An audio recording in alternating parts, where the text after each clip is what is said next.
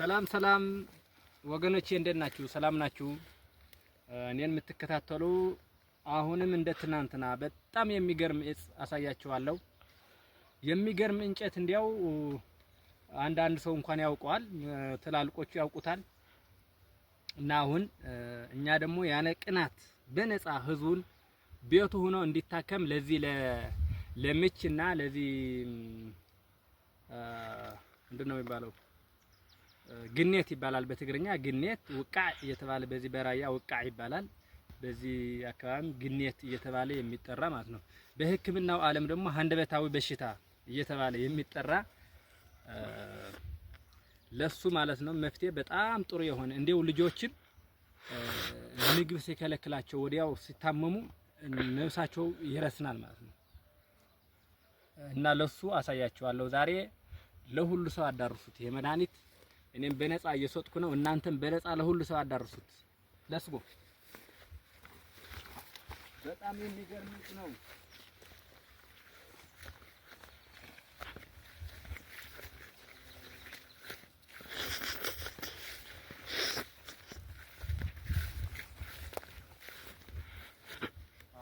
ቅጠል ያለው መሆን አለበት። ካሜራማናችን እንዳትወድቅ ተጠንቀቅ። በረሃ ስለሆነ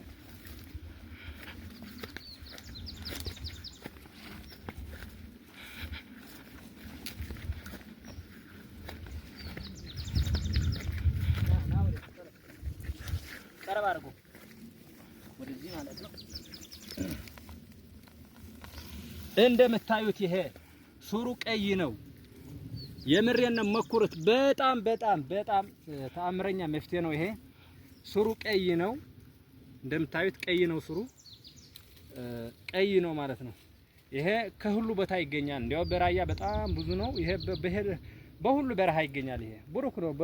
በሄዱበት በረሃ ያገኙታል ሁላችሁ ትሩም።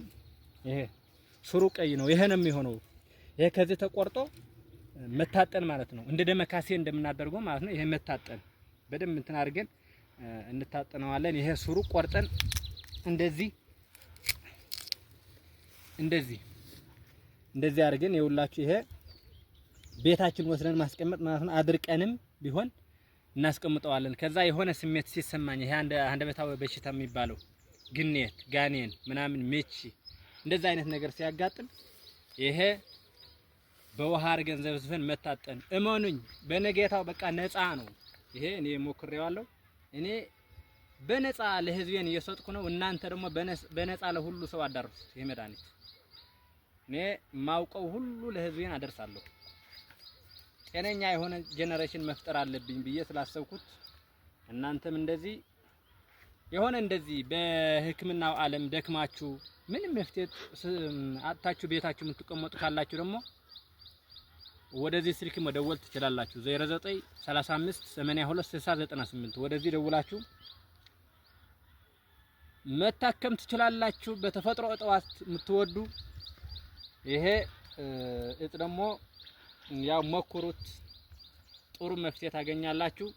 ስለዚህ ምስክርነታችሁ በቲክታክ መጥታችሁ መስጠት ማለት ነው። ከፈለጋችሁ ወደ ቢራችን መምጣት ትችላላችሁ። ይመቻችሁ። እኔ ፍሬው ዘርአይ ነበርኩኝ።